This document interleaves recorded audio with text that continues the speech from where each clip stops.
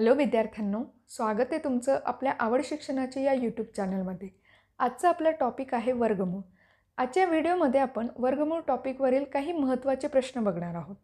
मी या आधीही वर्गमूळ टॉपिकवर एक व्हिडिओ बनवला आहे, ज्यात मी वेगवेगळ्या प्रकारचे महत्त्वाचे प्रश्न शिकवले आहेत, तेही स्टेप बाय स्टेप। तो आपला भाग 1 होता। तो व्हिडिओ जर तुम्ही बघितला नसेल तर त्याची लिंक खाली डिस्क्रिप्शन बॉक्समध्ये दिलेली आहे, नक्की चेक करा। आजचा आपला हा भाग 2 आहे। या भागातही आपण वर्गमूळावरील काही महत्त्वाचे प्रश्न बघणार आहोत। इथे मी तुम्हाला सर्व प्रश्न स्टेप बाय स्टेप सोडवून दाखवणार आहे, तर व्हिडिओ स्किप न करता शेवटपर्यंत पूर्ण बघा। आता आपल्या व्हिडिओकडे वळूयात। इथे सर्वात आधी आपल्याला पहिला प्रश्न बघायचा आहे। आपल्यासमोर पहिला प्रश्न दिला आहे, वर्गमुळात 16 अधिक वर्गमुळात 400 बरोबर किती? आणि खाली 4 पर्याय दिलेले आहेत। आता इथे आपल्याला प्रश्न थोडासा कठीण वाटू शकतो, कारण वर्गमुळात वर्गमूळ दिले, पण स्टेप बाय स्टेप आपण जर सोडवलं तर लगेच उत्तर मिळणार आहे। अशा प्रश्नात काय करायचं असतं, सर्वात आधी आतील वर्गमूळ आपल्याला सोडवून घ्यायचं असतं। आता तुम्ही इथं प्रश्नात बघू शकतात, वर्गमुळात वर्गमूळ दिलं आहे, आतल्या बाजूला दिलं आहे 16 अधिक वर्गमुळात 400। मग आपल्याला 400चं वर्गमूळ काढून घ्यावं लागणार आहे। इथे आपल्याला लिहावं लागणार आहे वर्गमुळात 16 अधिक 20। 400चे वर्गमूळ आले 20, म्हणून आपण इथे घेतले 16 अधिक 20। ही आपली पायरी 1 आहे। आता पुढच्या पायरीत काय करावं लागणार आहे, या दोघांचं बेरीज करून आपल्याला लिहावं लागणार आहे। म्हणजे आपलं पुढची पायरी येणार आहे वर्गमुळात 36। 16 अधिक 20चं उत्तर येतं 36। आता फक्त आपल्याला 36चे वर्गमूळ काढायचे, आणि 36चे वर्गमूळ येते 6, म्हणजे इथे आपलं उत्तर आलं 6। या प्रश्नाचं योग्य उत्तर आहे पर्याय क्रमांक 1।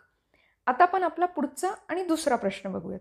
दुसरा प्रश्न तुम्हाला दिसताना थोडा कठीण वाटू शकतो। इथे आपल्याला प्रश्नात काय दिलं आहे, वर्गमुळात 1.69 अधिक वर्गमुळात 1.44 छेद वर्गमुळात 6.25 बरोबर किती?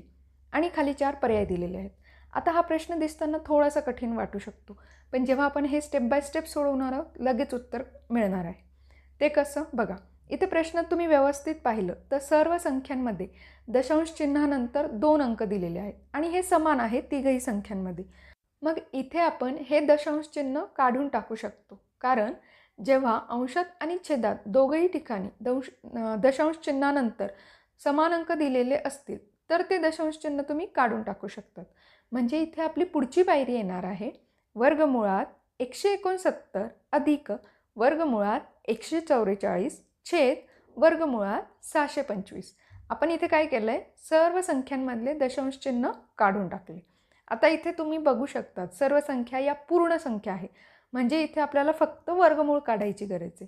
आपली दुसरी पायरी येणार आहे 13 अधिक 12 छेद 25। 169चं वर्गमूळ आलं 13, 144चं वर्गमूळ आलं 12, आणि 625चं वर्गमूळ आलं 25। आता याच्या पुढची पायरी आहे, वरती आपल्याला अंशात आपल्याला दोघं संख्यांची बेरीज करायची, 13 अधिक 12 25 छेद 25, आणि याचं उत्तर येतं 1। 25 भागिले 25 उत्तर आलं 1, म्हणजे या प्रश्नाचं योग्य उत्तर आहे पर्याय क्रमांक 4। आता आपण आपला पुढचा आणि शेवटचा प्रश्न बघूयात। आपला शेवटचा प्रश्न आहे वर्गमुळात वर्गमूळ 64 अधिक वर्गमुळात 25 बरोबर किती? आता इथे तुम्हाला वर्गमुळात आणि 2 वर्गमूळ दिलेले आहेत, पण इथे पूर्ण संख्या दिलेल्या आहेत। मग हाही प्रश्न खूप सोपा आहे। सर्वात आधी आपल्याला वर्गमुळातल्या आतल्या संख्यांचे वर्गमूळ काढायचे। 64चे वर्गमूळ येते 8, आणि 25चे वर्गमूळ येते 5, म्हणजे आपली इथे सर्वात पहिली पायरी येणार आहे वर्गमुळात 8 अधिक 5। 64चे वर्गमूळ आले 8, आणि 25चे वर्गमूळ आले 5। आता फक्त या दोघं संख्यांची आपल्याला बेरीज करायची आहे। 8 अधिक 5 वर्गमुळात आले 13। पुढची पायरी आली वर्गमुळात 13। 13 ही पूर्ण वर्ग संख्या नाही आहे, म्हणजे हेच आपलं काय असणार आहे फायनल उत्तर। तर इथे या प्रश्नाचं योग्य उत्तर आहे पर्याय क्रमांक 3। आजच्या व्हिडिओमध्ये आपण वर्गमुळावरील काही महत्त्वाचे प्रश्न बघितले। इथे मी तुम्हाला स्टेप बाय स्टेप सर्व प्रश्न सोडवून दाखवले। तुम्हाला जर हा व्हिडिओ आवडला असेल तर एक लाईक करा, आणि तुमच्या इतर मित्रांपर्यंत पण नक्की शेअर करा, आणि असेच वेगवेगळे महत्त्वाचे व्हिडिओ बघण्यासाठी माझ्या चॅनलला सबस्क्राईब करा। थँक्यू।